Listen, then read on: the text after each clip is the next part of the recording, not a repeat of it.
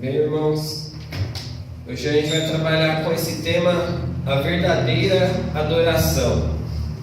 Então, eu sempre tenho o costume de, quando eu vou montar uma mensagem, alguma coisa, eu procuro temas específicos e começo a trabalhar em cima dele, né?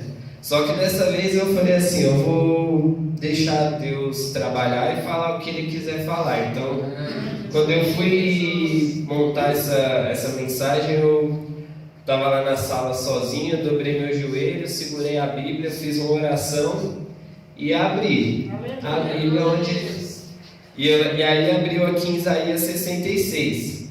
Aí eu lembro que eu li uma vez e eu não entendi. Aí eu falei, meu Deus, e agora? Aí eu fui li outra vez, aí eu não entendi. Eu falei, não, vou ter que começar a ler parte por parte. E comecei a dividir as partes do capítulo, e aí eu decidi pegar do versículo 1 até o 6 para trabalhar. E eu dividi esses versículos e falei, se é isso que o Senhor quer falar, então a gente vai falar sobre isso. E aí, conforme eu fui lendo o capítulo mais e mais vezes e fui separando ele em partes, eu consegui ter um entendimento. E aí é o que a gente vai trabalhar aqui hoje. Então, de antemão, eu já falo que, como eu posso dizer, antes da mensagem chegar até cada um de vocês, ela já chegou a mim na minha casa enquanto eu estava montando. Então, Deus ele já está falando com a gente desde quando eu estava montando essa mensagem, porque além de ser para os irmãos, eu acredito que ela seja para mim também. Amém? Então, se a gente observar aqui nos primeiros 2 versículos, né? Ele fala, no final ali, ele fala, eu sou o Senhor e falei, abençoarei os de coração humilde e oprimido, e os que tremem diante da minha palavra. Tem uma ilustração que eu pesquisei para dar uma introdução, e fala que tinha um rapaz que ele tinha um quadro, ele fez um quadro, e nesse quadro era um coração, e nesse coração tinha uma porta. E aí nessa porta ele colocou lá bonito o quadro e ele foi expor esse quadro em um lugar. Aí uma das pessoas que observou aquele quadro viu a porta e falou, mas por que essa porta não tem fechadura? Então o cara que pintou o quadro falou assim, porque essa porta é do coração. Não dá para você abrir do lado de fora, só pelo lado de dentro. Então, o que eu tiro para a gente dessa ilustração? Será que nós estamos abrindo o nosso coração verdadeiramente para receber a palavra, para receber o Senhor nas nossas vidas? Porque Ele bate a porta, Ele quer entrar, mas no nosso coração a gente só consegue abrir do lado de dentro. Então, primeiro a gente tem que abrir o nosso coração para o Senhor entrar. E aí, nessa questão, o louvor que o meu tio cantou até fala um pouco sobre isso, e a gente nem combinou, que fala sobre a dependência que nós temos do Senhor. A gente no louvor fala, eu dependo de Ti para me curar, para me usar para fazer as Suas coisas, e é exatamente isso que nós temos que ter em mente, ter a humildade de entender que sem Deus, sem o Senhor, não somos nada. O ar que nós respiramos, as coisas que nós fazemos, o nosso corpo, o nosso espírito, tudo vem do Senhor. Se não fosse Ele, nós não seríamos nada. Então nós precisamos ter realmente a humildade de reconhecer que o Senhor é dono de todas as coisas. E nós também temos que ter humildade de coração para perdoar, para fazer boas obras. Então nós precisamos reconhecer e fazer, aí eu já convido a todos nós, incluindo a mim, a fazer uma reflexão. Como está sendo a nossa questão aos nossos irmãos? Como nós estamos nos portando com as pessoas em fazer as obras, em nos portar diante das situações que aparecem? Nós estamos sendo humildes? Muitas vezes nós vemos alguma coisa e nós fingimos que não vemos, ou então nós sentimos algo no nosso coração e nós não temos a humildade de expor para fora de uma forma sadia e a gente vai guardando isso para a gente. Será que nós temos humildade para reconhecer os nossos erros? Então isso cabe tanto para os irmãos quanto para mim mesmo, para a gente refletir sobre isso.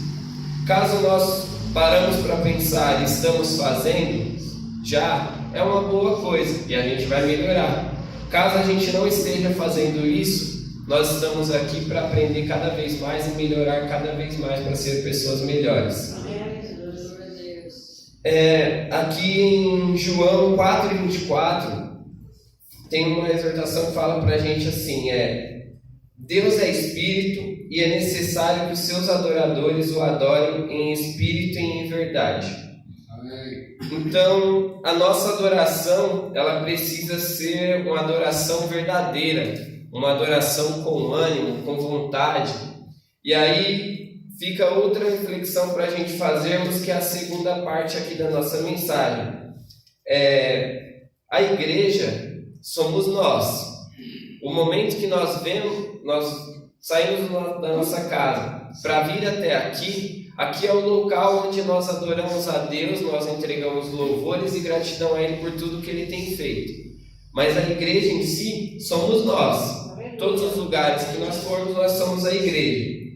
Então, quando nós acordamos amanhã, por exemplo, que nós acordarmos, a partir do momento que eu consegui abrir os meus olhos, eu tive saúde para eu levantar e conseguir fazer minhas coisas, já é um motivo para sábado que vem eu estar aqui na casa de Deus agradecendo e adorando a Ele. O que eu quero dizer com isso? Para nós tomarmos cuidados, e eu enfatizo isso de novo, os irmãos e a mim também, nós tomarmos cuidado para que vir até a casa de Deus não se torne um costume, algo que a gente faça automático. Então, chegou no sábado ou no domingo, hoje à noite eu não tenho nada para fazer, eu não tenho nenhum compromisso, então eu vou na igreja. Esse sábado aqui vai ter um negócio lá na igreja diferente, eu vou ir. Não, a gente não pode pensar dessa forma. Cada coisa que acontece na vida é um motivo para a gente vir aqui na casa de Deus e agradecer. Outra situação que nós temos que tomar cuidado, aqui eu acredito que não aconteça isso, mas a gente precisa ter muito cuidado, que eu não posso falar que eu vou na igreja para ver tal pregador falar ou para ver tal grupo de louvor que vai cantar. Não, eu tenho que ir na igreja porque eu tenho que ser grato a Deus pelas coisas que Ele faz na minha vida.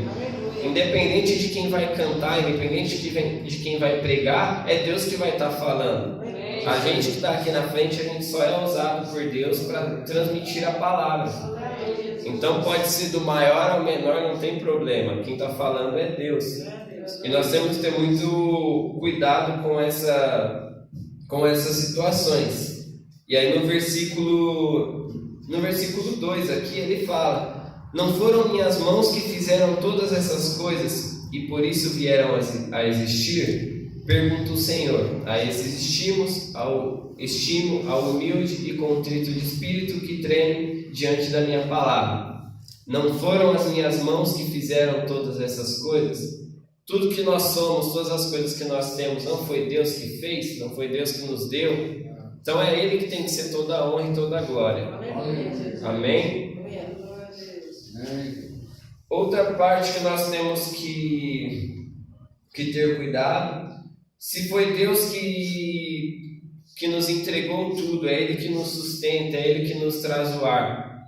Quando nós viemos aqui à casa de Deus, como está sendo o nosso, não diria o comportamento, mas como está sendo a nossa entrega na casa de Deus? Eu não critico questão de cantar ou de adorar, mas cada um na sua limitação, a gente precisa fazer o quê? Entregar o nosso melhor. Aleluia. Independente se eu vou dar alguns exemplos aqui. Por exemplo, a irmã Marinalva, além dela cantar, ela traz a água. É o melhor que ela está fazendo aqui para ajudar. Meu avô, muitas vezes, quando o irmão Marcos não vem, por exemplo, ele fica lá na porta. Então, em determinado momento, aquilo é o melhor que você pode fazer para ajudar, então é isso que a gente vai fazer. Se precisar de eu ficar lá na porta, eu vou ficar. Se eu precisar ficar ali sentado para ajudar em alguma coisa, eu vou ficar. O importante é a gente entregar o nosso melhor e fazer a obra andar de alguma forma, independente do que a gente está fazendo. E aqui tem em Eclesiastes 12 e versículo 13, fala: agora que já se ouviu tudo, aqui está a conclusão. Tema a Deus e obedeça aos seus mandamentos, porque isso é essencial para o homem. Então, se nós observarmos, voltarmos aqui em Isaías 66, no verso 3 e o 4, que eu vou ler aqui para a gente poder entender melhor.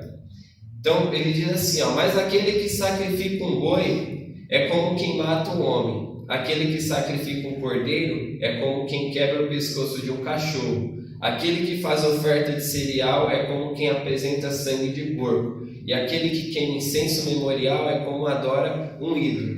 Eles escolheram os seus caminhos e as suas almas, têm prazer em suas práticas detestáveis.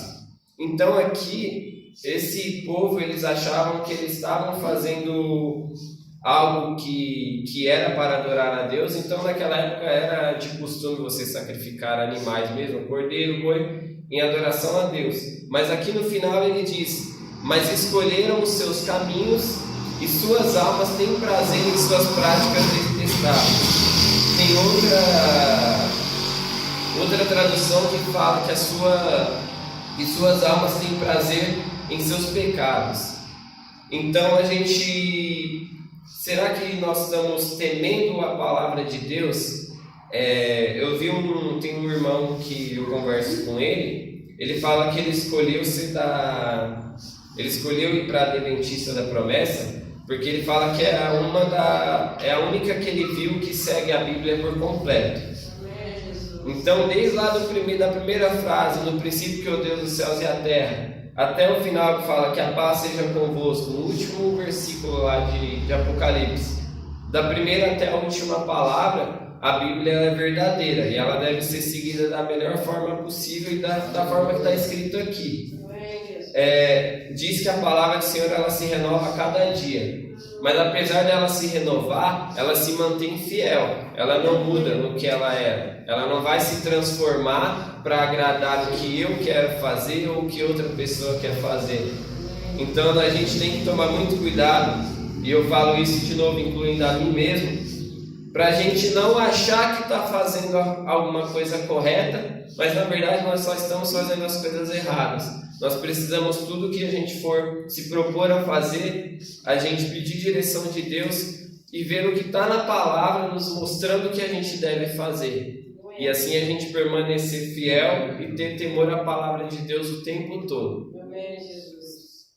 E ali ele fala também, dando sequência, no verso 5 e 6. Fala assim: ouçam a palavra do Senhor, vocês que tremem diante da sua palavra. Seus irmãos que odeiam e os excluem, por causa do meu nome disseram: que o Senhor seja glorioso, para que vejamos a alegria de vocês. Mas eles passarão vergonha. Ouça o estrondo que vem da cidade, o som que vem do templo. É o Senhor que está dando a devida retribuição aos seus inimigos. Então, se a gente pegar do começo do que eu falei até agora, se nós já temos o coração humilde, vamos melhorar, mas se não temos, vamos buscar a ter. Se nós estamos temendo a palavra de Deus, nós estamos no caminho certo, vamos melhorar cada dia mais. Mas se eu vejo que eu preciso melhorar em algo, eu preciso buscar a Deus e melhorar nisso. Quando eu chego nessa parte agora, o que eu quero destacar é que quando nós nos posicionarmos, nós formos fiéis à palavra de Deus, muitas coisas pela sociedade que a gente vive hoje vão acontecer com a gente. Então, quando você se posiciona de uma determinada forma contra o que a sociedade acredita ser o normal hoje, muitas pessoas vão querer zombar da gente, porque eu, por exemplo, se eu falar na escola muitas vezes que eu sou cristão, que eu sou conservador, que eu acredito numa família tradicional, estruturada, eles vão achar que eu estou sendo preconceituoso, vão querer falar que eu tenho preconceito com algumas coisas, mas não, eu não tenho preconceito. Eu sigo o que a palavra diz, eu não sigo deixando política de lado, mas só fazendo a citação. Muitas vezes eles falam que nós somos bolsonaristas, né? Eu não sigo o político, o presidente, eu sigo o que está na palavra de Deus. Se eu olhar o que ele está fazendo em determinadas situações, eu acredito que muitas vezes ele é extremista, mas ele segue o que está aqui. Eu não posso acreditar que outras situações que não estão na Bíblia vão ser situações verdadeiras e eu vou ficar escutando essas coisas e acreditando que é normal. O que nós precisamos fazer, que eu coloquei aqui, é nos posicionar diante dessas situações. Então, não podemos ter medo de nos posicionar pelo que nós acreditamos. As pessoas vão querer humilhar, elas vão querer zombar da gente, mas aqui fala que essas pessoas que zombam de nós, elas passarão vergonhas. Elas terão as tribulações, terão os desfechos que elas merecem. Então nós não podemos ter medo de nos posicionar diante das situações, independente de onde nós estivermos. E eu trouxe 3 situações aqui, que uma inclusive aconteceu comigo, que como eu lido muito com jovens, muitos alunos, acaba você escutando uma coisa ou outra que às vezes desagrada. E mesmo respeitando essa aluna, eu acredito que ali no momento ela foi usada para fazer um teste comigo mesmo, para tentar desestruturar. Então eu fico ali na sala de informática na escola, e aí os alunos foram para lá, e aí o rapazinho tava escutando música lá no canto. Aí, como eu toco na banda para os meninos, a gente tem a música que a gente escreveu, e a gente posta no YouTube lá algumas coisas. Aí eu peguei brincando, fui lá, falei com ele, né? Falei, ó, escuta essa banda aqui, que essa banda é boa. Aí coloquei lá para ele escutar, né? Ele, caramba, professor, você toca? Eu falei, não, eu toco. Aí ela escutou. Ela nem estava na conversa e ela escutou. Ela, você toca? Você toca o quê? Eu falei, eu toco teclado. Ela, mas que gênero você toca? Eu falei, só gospel. Ela, mas só porque você é crente, você só toca gospel? Deixei de gostar de você. Mais ou menos isso, ela falou, deixei de gostar de você, você é crente? Aí eu falei, eu vou continuar sendo crente, eu respeito sua opinião, mas isso não vai mudar o que eu penso. E aí teve outra situação que ela cutucou de novo, mas eu falei a mesma coisa. Eu falei, não adianta você ficar falando minha opinião, o que eu penso não vai mudar. E aí a gente, outro exemplo que a gente pode tirar bíblico, é de Sadraque, Mesaque e Abednego. Mesmo ali quando o rei ordenou que eles adorassem aquela estátua, aquela imagem, eles não se prostraram, eles foram jogados na fornalha, mas eles não cederam ao que eles acreditavam. Mesmo sendo jogados ali, eles não deram ouvidos ao que os outros falavam e foram contra o que é a verdade que eles acreditavam. E é assim que nós temos que nos posicionar. Amém? E outro exemplo aqui, só para a gente entrar na conclusão da nossa mensagem, tem um filme que o nome do filme é Deus Não Está Morto. Tem o 1, 2 e o 3. Eu não vou dar spoiler para os irmãos, depois vocês assistem, que é muito bom, de verdade. No filme 1, é um jovem que ele está dentro da faculdade, ele vai ter que fazer uma matéria, e aí o professor dessa matéria que ele é obrigado a fazer, ele é ateu. E aí quando esse aluno entra, os outros alunos entram na sala, ele tem a mania dele lá de entregar uma folha branca para todos os alunos, e aí nessa folha os alunos têm que escrever lá, Deus está morto. E aí todos os alunos escreveram, chegou nele, ele não escreveu. E aí o professor falou para ele por que ele não escreveu, ele falou, não, que eu sou cristão. E aí o professor desafia ele a provar que Deus existe. Então aquele jovem, sem contar o final, mas ele se posiciona contra. Além dele ter que fazer as provas, estudar, ele ainda tinha que estudar a parte para provar que Deus existia para esse professor. E eles tinham debates lá durante o filme. E esse rapaz, ele perdeu a namorada, ele se afastou de amigos, ele se enfiou nos estudos. mas ele foi até o final e ele fez o que ele deveria fazer, ele se posicionou contra aquilo.